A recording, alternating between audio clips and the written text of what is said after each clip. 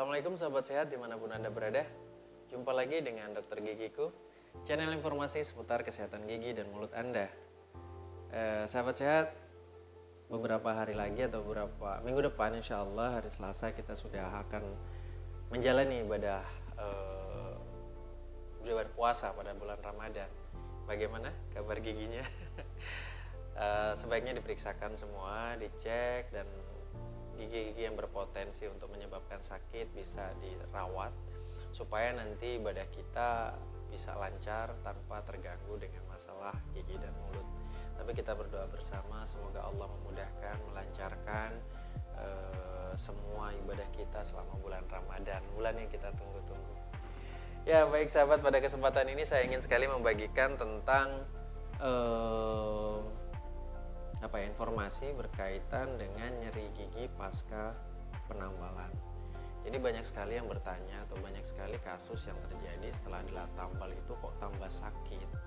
Jadi beberapa juga para pemirsa yang konsultasi sama saya dapat nomor di YouTube ini, di kanal ini, dok saya habis ditambal tapi ini sakit, atau ditambal sudah beberapa waktu tiba-tiba sekarang jadi sakit gitu, padahal tambalannya masih bagus. Nah apa yang terjadi? Nah hal ini nyeri gigi atau linu pada kasus sudah pasca penambalan itu bisa karena dua kemungkinan. Yang pertama memang nerve giginya atau ruangan saraf giginya dia infeksi, terus kemudian atau terjadi keradangan, bisa juga sudah mati. Yang kedua, bisa jadi karena selama prosedur penambalan itu sendiri. Nah gitu. Jadi bisa dari dua hal itu. Nah yang pertama kita bahas ya. Yang pertama karena gigi sudah mati. Jadi lubang gigi itu kan antara dia mencapai email, dentin, terus kemudian dia mencapai ruang saraf giginya. Nah kalau misalkan sudah mencapai ruang saraf gigi sih saya yakin dokter gigi itu sudah langsung melakukan perawatan saraf gigi sampai ke dalam. Perawatan saraf giginya perawatan bukan mumifikasi, bukan hanya dikasih obat di lubangnya, bukan, tapi benar-benar dibuka ruangan sarafnya sampai saluran akar.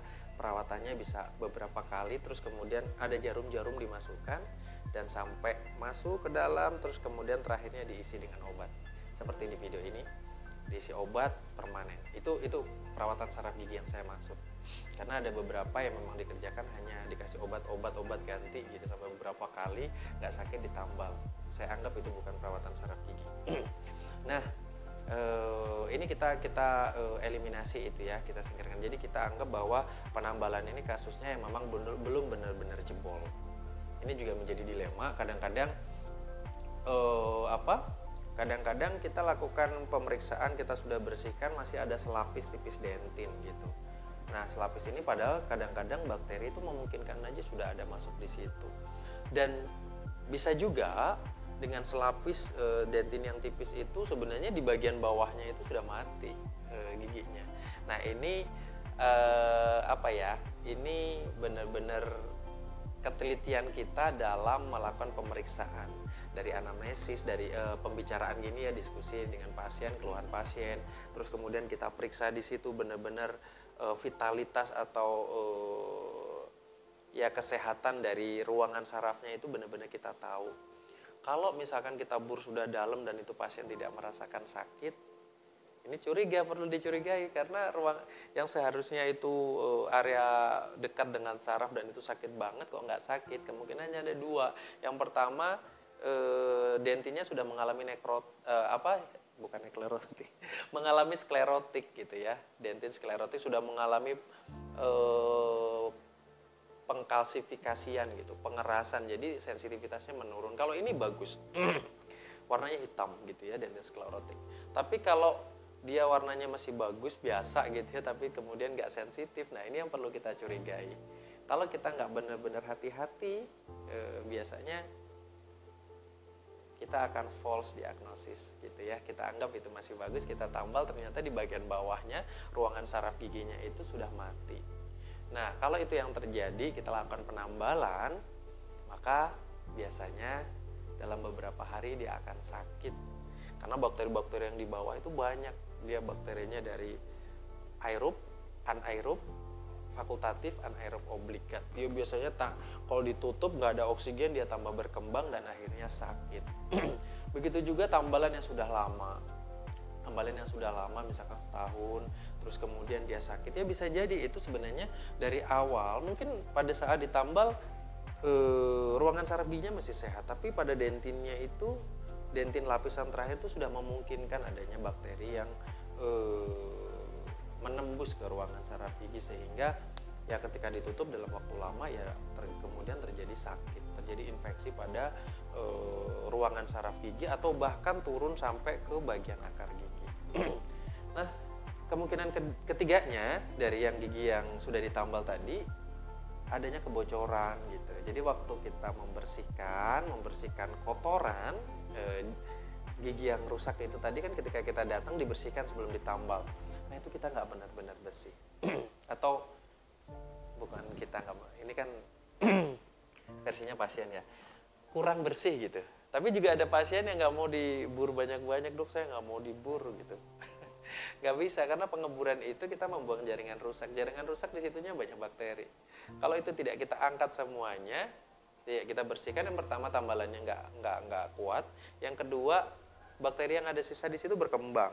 Di sela-sela antara gigi dan tambalan di situ dia akan berkembang bakteri sehingga terjadi recurrent karies atau secondary karies atau karies ulang gitu ya. Jadi sudah ditambal terjadi karies lagi di situ, bakterinya berkembang dan turun terus, akhirnya mengenai ruangan saraf giginya.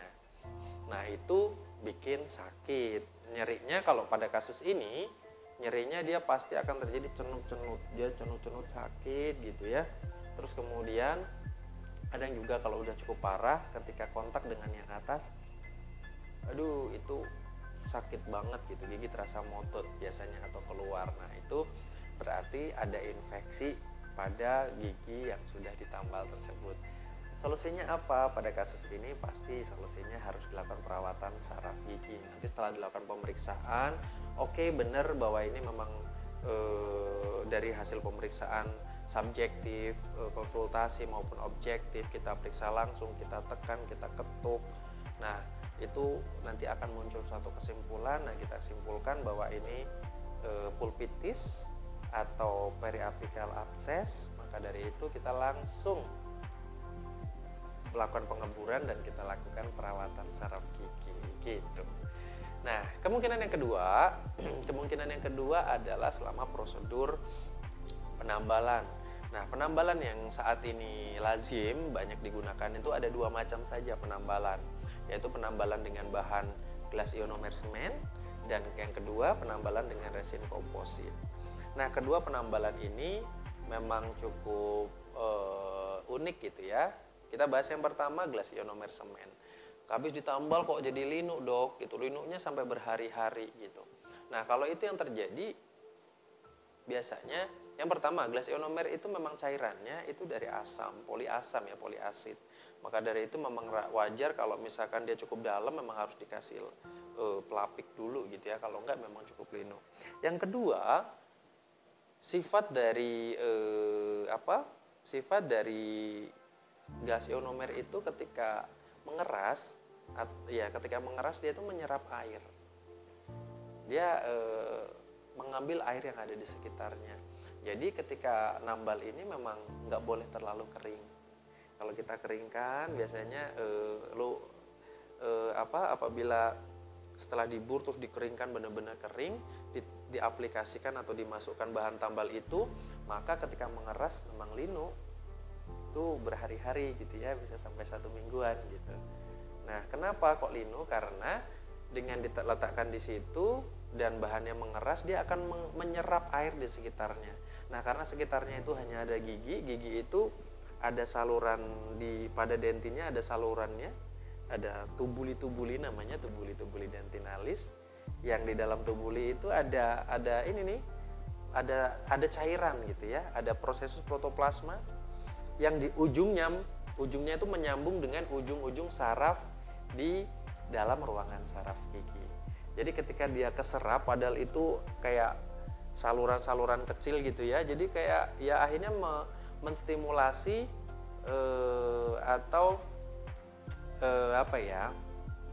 dia menstimulasi saraf di dalam gigi itu, akhirnya dia linu gitu karena kayak ketarik gitu ya, kayak disedot gitu karena vakum. Nah itu yang terjadi akibat penambalan di kelas ionomer dengan mengeringkan bagian dalam giginya itu, bagian yang setelah dibersihkan itu terlalu kering. Nah begitu juga yang terjadi pada tambalan resin komposit.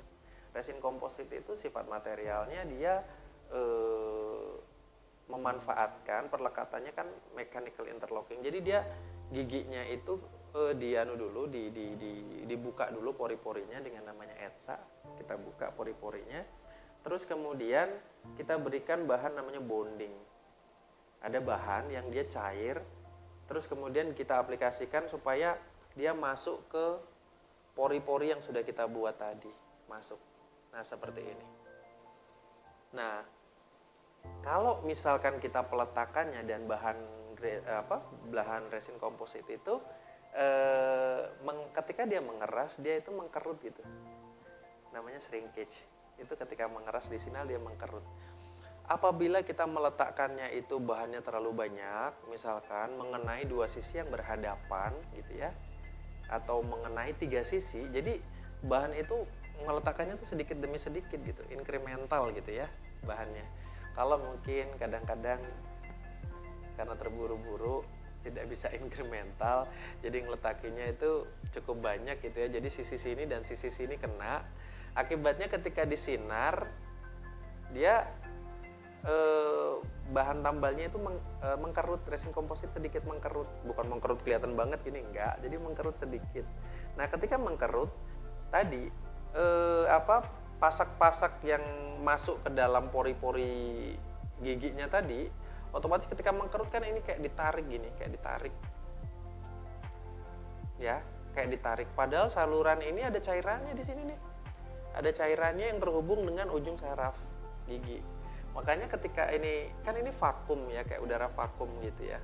Ketika ini ditarik kayak gini, otomatis cairannya tuh kayak ketarik ke sini juga. Nah, ada teori hidrodinamik gitu yang menyebabkan sakit nantinya. Terutama lagi kalau dipakai untuk mengunyah, ditekan gini.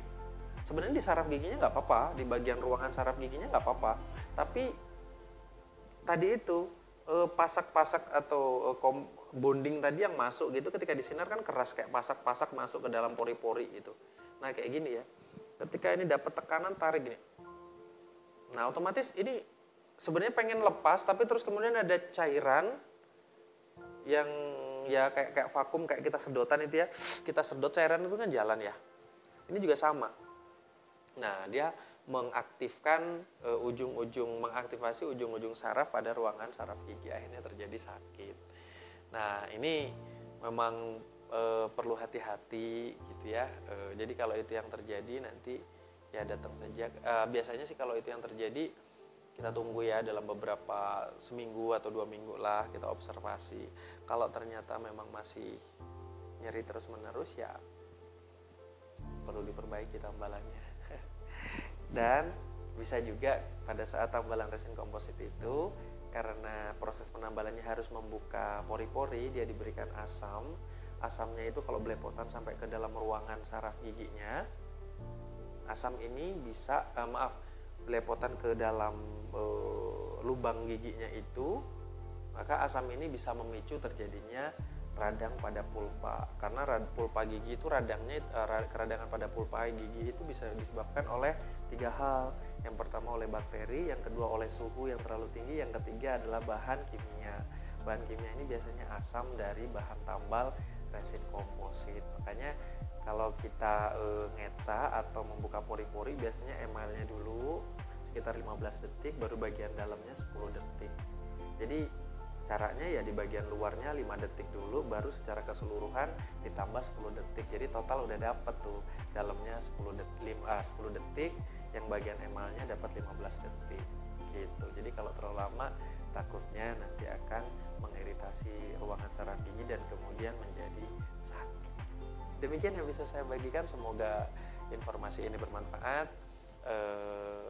Tidak ada maksud untuk menyalahkan kompetensi apa, bukan ya, benar-benar ini hanya sharing saja.